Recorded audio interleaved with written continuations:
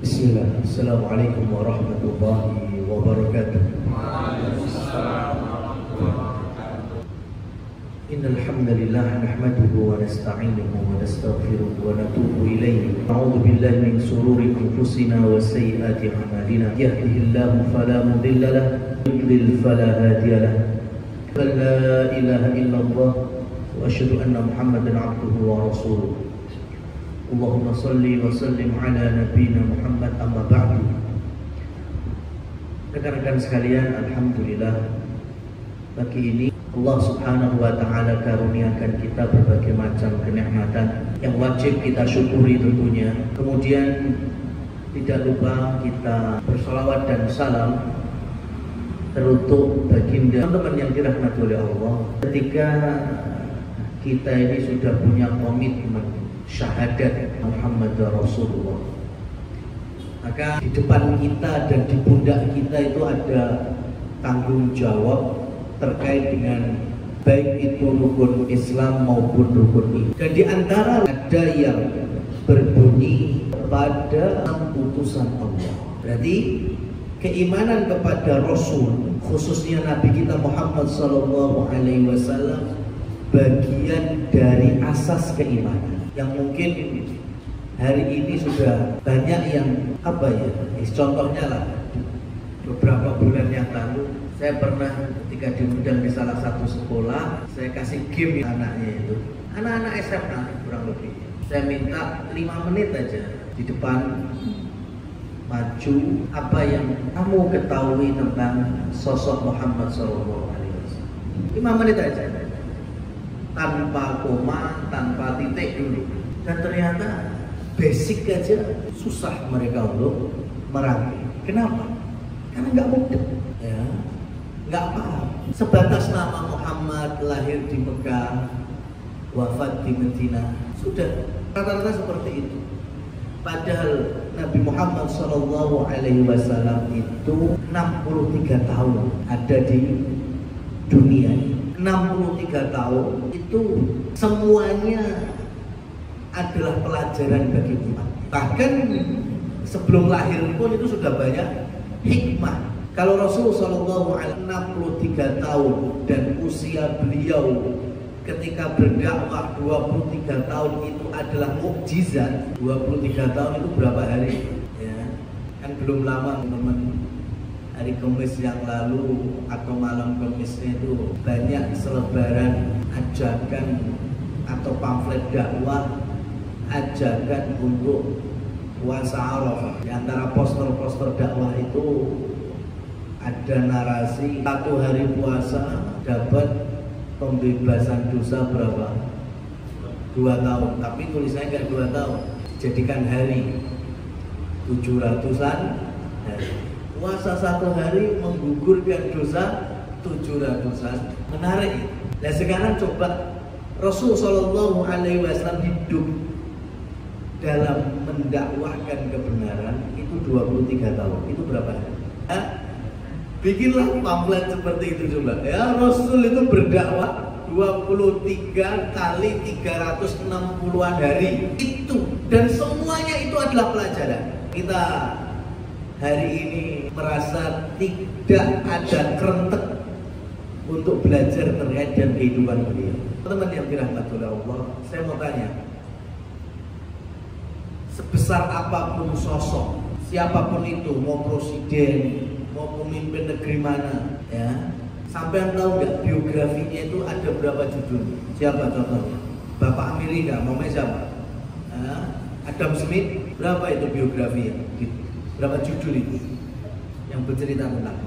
Atau nggak usah jauh-jauh lah, bapak bangsa kita, presiden pertama kita, I.R. Soekarno, berapa buku yang menceritakan kisah beliau, biografi beliau? Banyak, tapi semuanya itu tidak sebanding dengan atau buku-buku Nabi besar Muhammad SAW. Tahun 1960-an itu di Saudi itu ada muktamar para ahli sirah nabawi dan sejarah Islam. Salah satu catatannya di muktamar itu, mereka mulai menghitung jumlah judul buku yang membahas Nabi Muhammad SAW. 1960 itu dihitung. Buku yang bercerita tentang Nabi Muhammad non bahasa Arab, mungkin bisa bahasa India, Urdu, bisa bahasa Inggris, Prancis, itu tidak kurang dari 1.500 judul. 1960 ya, itu tidak kurang dari 1.500-an, apalagi yang bahasa Arab, Masya Allah. Dan bermula dari saya cinta dan bergelut dalam disiplin ilmu sirah Nabi, anggaplah tahun 2000-an sampai hari ini, itu setiap tahun pasti ada kitab baru yang menceritakan tentang kisah hidup Nabi Muhammad SAW. Dan itu gak cuma satu judul, bisa 5 judul, 6 judul. Jadi wallahu a'lam, sejauh yang saya tahu sampai hari ini itu tidak kurang 5.000-an judul itu biografi Rasulullah SAW. Belum jilidnya loh, baru judulnya. Bisa jadi satu judul itu 6 jilid, 4 jilid, apapun bahasanya. Mungkin bahasa Inggris The Prophet ya, Muhammad SAW. Apalagi yang bahasa Arab, Masya Allah. Sekarang kalau kita berada di penghujung 1446 Hijriah dan Rasul wafat tahun 11 Hijriah, berarti kan 1430-an Rasul telah meninggalkan kita.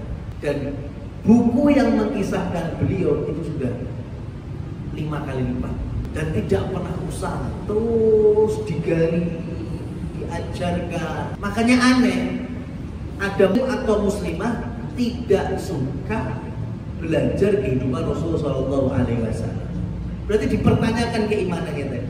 Maka salah satu nasihat kami di rumah setiap atau muslimah itu setidaknya sesuai dengan budget yang dimiliki itu harus ada satu judul buku kisah Nabi Muhammad SAW. Kalau sampai tidak ada, saya mau tanya, itu mau ngajarkan anak-anak generasi berikutnya mencintai Rasul pakai apa? Kalau di rumah dan muslimat tidak ada satupun judul tentang kisah Nabi Muhammad SAW. Padahal buku tentang sirah Nabi Muhammad itu ada yang tipis, ringkasan, ada yang sedang, ada yang tebal, ada yang dengan bahasa manapun sekarang juga ada. Cobalah kalau kemampuan kita masih yang tipis, belilah tipis, taruh di rumah. Ketika waktu bisa beramah-ramah dengan keluarga, khususnya dengan anak-anak, ambil ceritakan tentang sosok dan figur Nabi kita Muhammad SAW. Kalau nggak seperti ini, kapan lagi kita memasukkan rasa cinta kepada kaum muslimin dan muslimat generasi berikut? Sekarang tambahi lagi pertanyaannya, kapan juga adanya pelajaran mengisahkan Nabi Muhammad itu kapan? Tidak berselang lama dari wafatnya Rasulullah SAW. Nabi itu punya cicit namanya Ali bin Husain bin Ali radhiyallahu anhu. Ya. Kalau Husain cucu Nabi masih ketemu kakeknya, masih ketemu tuh sama baginda Nabi Muhammad SAW. Ketika Husain punya anak, nah itu udah gak ketemu sama Rasul. Ini berarti siapanya? Cicitnya, buyutnya Rasul SAW. Maka ketika Husain punya anak, itu langsung mengisahkan, menceritakan sosok Nabi Muhammad SAW dan diikuti oleh semua sahabat yang punya anak. Baik generasi mereka dikenal dengan generasi tabi'in, generasi sesudah sahabat. Maka cicit Nabi Muhammad, kemudian putra-putra sahabat yang lain, mereka punya kaidah Al-Quran. Kami dulu diajarkan oleh ayah-ayah kami tentang kehidupan Rasul SAW, persis sebagaimana kita juga diajarkan ayat dan surat dalam Al-Quran. Berarti porsinya itu sama, kan? Pembahasan kajian tafsir Quran dengan kajian sirah Nabi Muhammad itu sama. Hari ini banyak dilalaikan. Padahal aplikasi dari ayat-ayat Al-Quran, kalau pengen tahu secara utuh itu di mana letaknya, ya dalam kehidupan Rasulullah SAW. Makanya dulu Abu Hurairah radhiyallahu anhu menegur sebagian tabi'in posisinya saat perang.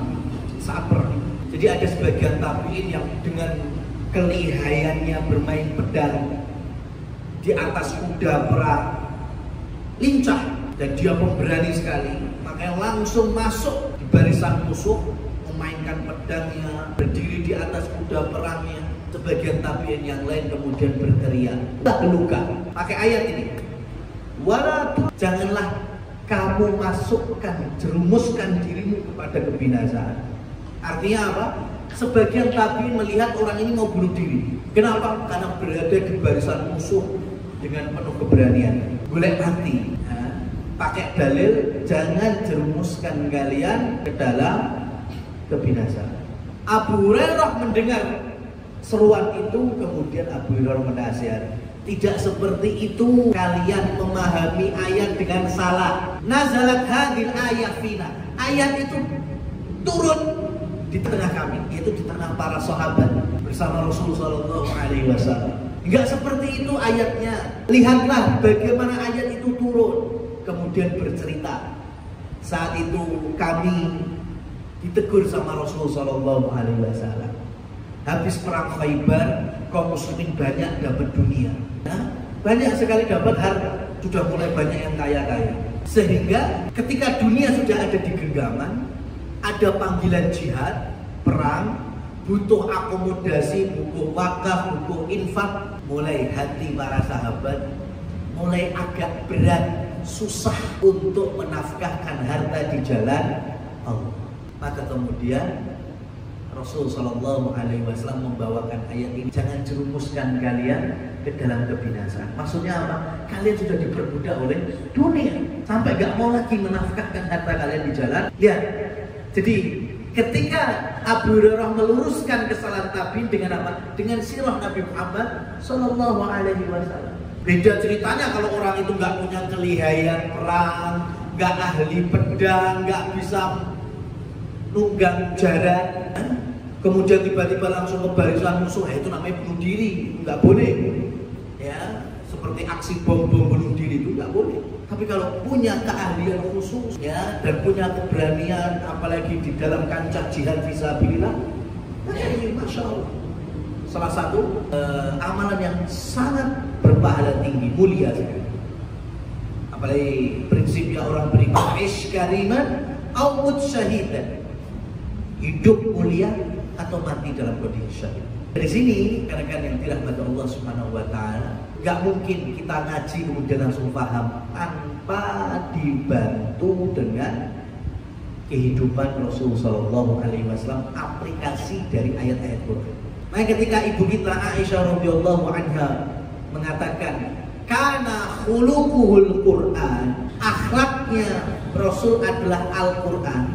Ringkesnya Rasulullah itu adalah Al-Quran berjalan. Berarti kalau kita pengen mengaplikasikan, mengamalkan Al-Quran, lihat siapa? Lihat Rasul. Gak mungkin kita bisa ngocok terus paham dewi, melaku dewi. Yakin bentar lagi sesat. Dan mulai banyak hari ini orang yang gaya-gaya orang belajar ini kebatinan, ya, ini ilmu hakikat, ya, aslinya surga neraka gak ono, surga neraka ning atimu, bidadari surga ya ora ono, mati iki ora ono, macam-macam. Dari mana orang kalau muslim memahami seperti ini? Jatuhnya apa? Sesat. Karena butuh bimbingan, dan pembimbing terbaik adalah Rasulullah SAW. Pengen lihat apa saja. Yang paling kita sukai adalah umpamanya gampangnya manajemen makan terbaik, yaitu ala Rasul Shallallahu Alaihi Wasallam. Rasul ketika ditanya, di antara sahabat bertanya kepada beliau, ya Rasul, kami ini makan tapi kok gak kenyang ya? Kenapa? Tiba-tiba Rasul menjawab, la'allakum ta'kulun mutafarriqin. Barangkali kalian makannya tajama'u fi at'amikum. Berkumpullah berjamaah bareng, ya, dalam jamuan kalian, makan berjamaah, karena di dalamnya itu ada keberkahan. Akhirnya makan bareng diamalkan oleh para sahabat. Masya Allah, makan bareng nikmat, barokah, ya. Cuma iya, keberkahannya itu nggak cuma rahmat Allah saja, hati pun itu bisa. Yang mungkin lagi ada masalah, itu salah satu cara islah pendekatan, ngerukuni, salah satunya dengan makan bareng. Karena kalau kita lagi jodohan, coba makan bareng rasanya nggak enak. Kalau berdua dong, tapi kalau berjamaah mungkin ada yang kemudian mulai, ya, meluruskan, islah, memperbaiki. Akhirnya yang awalnya jutaan bisa rukun lagi, berawal dari meja makan. Baru makan anak Rasul. Cuma yang kemarin coba dengan keluarganya mungkin bakar-bakaran, memang. Dan itu salah satu contoh dari Rasulullah SAW. Ketika sahabat membikinkan meja, kursi untuk makan, Rasul menolak. Bukan nggak boleh, Rasul pilih selesai untuk mengajarkan ketawaduan. Karena yang biasa makan di meja, di kursi itu raja-raja Persia, pembesar Romawi. Bukan nggak boleh, tapi Rasul mendahulukan kerendahan hati, tawadhu. Masya Allah, beliau membaur dengan para sahabat. Ada sahabat yang datang, ya Rasul, saya bawa material makanan. Ada yang satu lagi datang, ya Rasul, saya membawakan air. Ada lagi, ya Rasul, saya siap mencuci sendalmu. Ada sahabat lain yang tiba-tiba Rasul kemudian juga bersabda, kalau gitu aku yang akan memasak. Sahabat nggak tega, biarlah kami yang masak. Enggak, kamu ada yang sudah bawa material makanannya, kamu ada yang bawa airnya, kamu ada yang bawa peralatan-peralatannya, biarlah aku yang memasak. Masya Allah, pemimpin seperti ini. Makanya kalau bicara manusiawinya, Rasul juga manusia. Ana basyarum mislukum, aku ini manusia seperti kalian. Cuma kalau bedanya turun wahyu sama tidak, nah itu di situ perbedaannya. Maka Nabi itu bukan sosok yang nggak bisa dicontoh. Maka kalau belajar sirah Nabi Muhammad SAW atau iman kepada Nabi Muhammad SAW, di benak kita masih ada. Yaitu kan zaman Nabi, itu kan zaman Rasul. Ya sudah, sampai kapanpun sampai nggak bakal bisa mengilhami kehidupan Rasul selama-lamanya. Kalau masih ada di pikiran ini, itu kan zaman Rasul, itu kan zaman Nabi. Emangnya sholat kita beda zaman Nabi sama sekarang? Ya, sama. Zakat kita beda. Ya. Kalau urusan dunia beda wajah. Zaman Nabi Muhammad dengan zaman Nabi Ibrahim juga beda dunianya. Zaman Nabi Ibrahim dengan zaman Nabi Nuh juga beda. Tapi terkait dengan kehidupan ukhrawi, muamalah diniyah, interaksi beragama ya sama, nggak ada bedanya. Maka apa faedahnya bahwa Islam itu rahmatan lil alamin? Salah satunya bisa diterapkan, bisa diamalkan di segala zaman. Mau itu zaman sudah modern atau sebelum modern, mau zaman itu sudah mengenal kecanggihan teknologi atau belum, sama. Dulu tayamum ya pakai debu, pasti bisa digantikan pakai apa lagi misalnya, nggak bisa, tetap harus pakai. Itu yang pertama. Jangan sampai di benak kita ada lintasan kalimat itu kan zaman. Nah, terus bagaimana ayat yang bunyinya dalam Quran surat Al-Ahzab ayat 21? Fi Rasulillahi uswatun hasanah. Ada pada sosok diri Nabi Muhammad SAW itu suri tauladan terbaik. Berarti suri tauladan untuk kita ikuti. Di sini Imam Ibnu Qayyim Al-Jauziyah dalam kitab beliau Zadul Ma'ad menyebutkan kebutuhan kita terhadap dunia. Beliau contohkan makan, minum itu lebih kecil dibandingkan kebutuhan kita terhadap kehidupan Rasul SAW. Untuk kita jadikan panduan hidup. Semua kita butuh makan, semua kita butuh minum, semua butuh materi, butuh duit, butuh dunia ini. Tapi kebutuhan kita terhadap ilmu tentang sirah Nabi Muhammad SAW itu jauh lebih banyak. Kenapa? Karena kehidupan Nabi itu semuanya adalah cahaya. Coba sekarang teman-teman ini sehat semuanya, fisiknya sehat, matanya sehat, penglihatannya normal, stabil, gak ada penyakit mata sama sekali. Cuma mata satu, gak dapat cahaya. Iso nonton, iso ya melihat, gak mungkin bisa. Pada secara fisik sehat walafiat, matanya nggak sakit, retinanya normal, korneanya bagus, cuma satu, nggak ada cahaya, percuma, nggak mungkin bisa lihat. Fisik kita sesehat apapun, dunia kita sestabil apapun, tapi kalau tidak dapat cahaya sirah Nabi Muhammad SAW, kita nggak bakal bisa melihat, yang bisa memandang di atas ilmu. Dari sini kebutuhan kita terhadap sosok Nabi Muhammad SAW itu jauh lebih besar dibandingkan kebutuhan kita akan unsur duniawi. Itu yang pertama. Yang kedua, kalau di benak kita masih ada lintasan kalimat, nah itu kan nabi, itu kan rasul, ya sudah. Sampai kapanpun kita tidak mungkin bisa dapat hikmah sirah nabi dan totalitas dalam iman kepada rasul. Terus mau contoh pada siapa? Kalau sosok Nabi Shallallahu Alaihi Wasallam kita beralasan beliau adalah nabi. Terus kita mau ambil contoh siapa? Nabi kan jelas masuk surga. Iya, itu memang nggak bisa kita nggak sebanding dengan ini. Sahabat pun sahabat. Sahabat tahu Nabi dijamin. Mereka belum tentu sama kayak kita sahabat. Tapi role model para sahabat siapa? Ya Rasulullah SAW. Sekarang dikira para nabi itu kalau dapat ujian cobaan itu nggak mikir juga. Pikir. Dikira ketika mereka seakan-akan kok bisa ya? Nabi Ibrahim dibakar hidup-hidup. Mau Nabi Musa juga di hadapan Fir'aun berani. Dikira mereka nggak pakai mikir dulu, ya. Kemudian mentadaburi dulu. Mereka sama kayak gitu.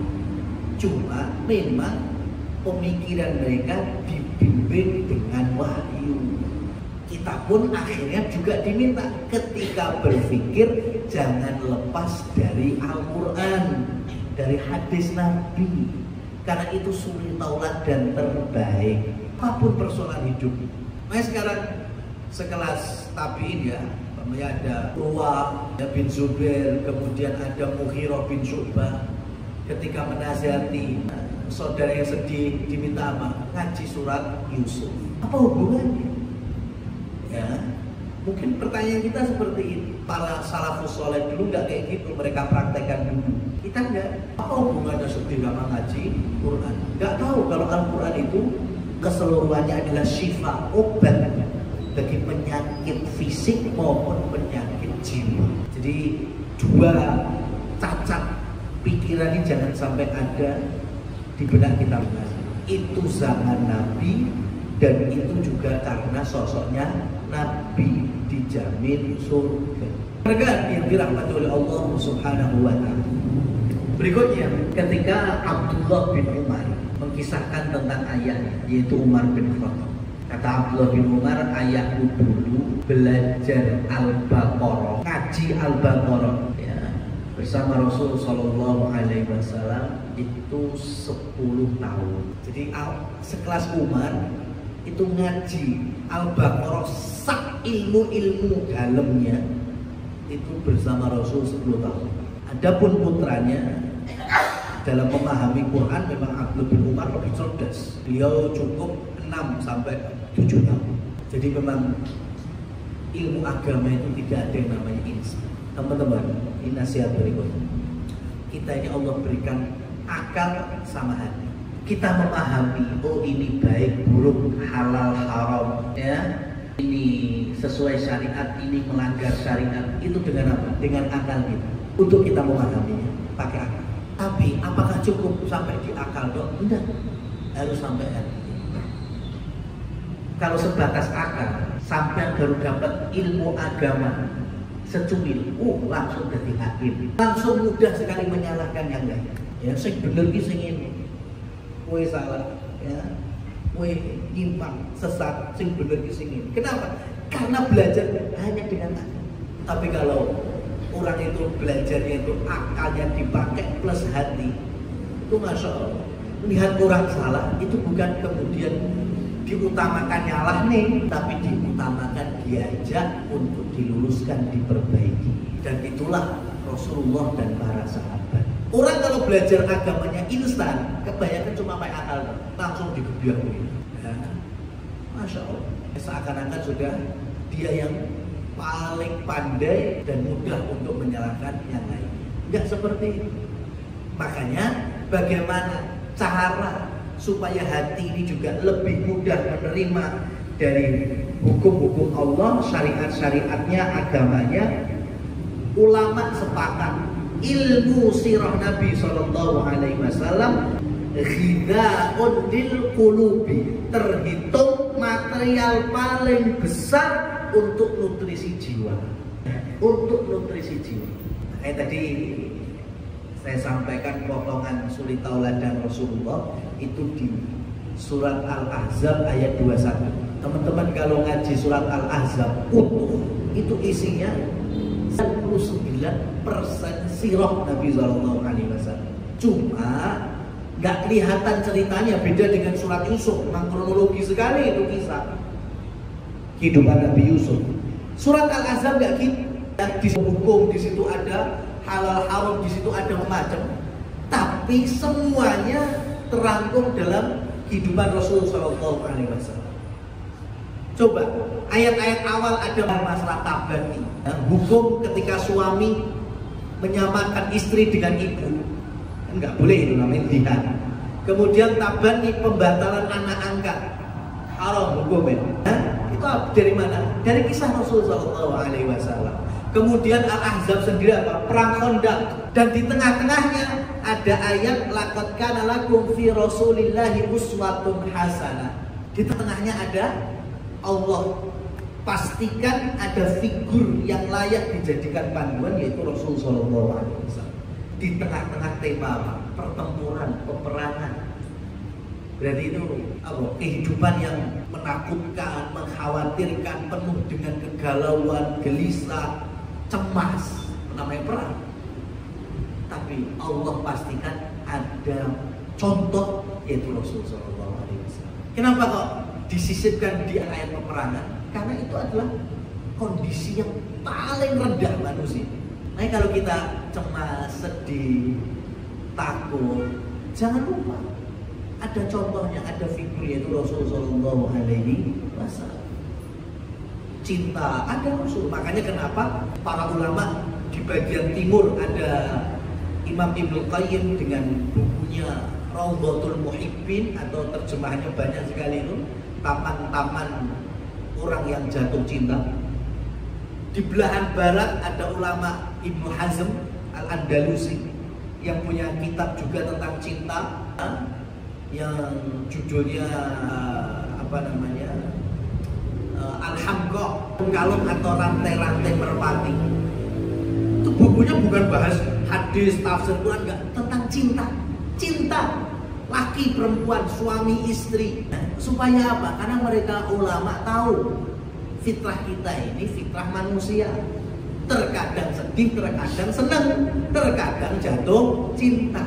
Makanya mereka nulis kitab berlandaskan Quran dan Sunnah, supaya ketika kita jatuh cinta nggak salah acuan moco ini, sehingga nggak perlu galau ya update status.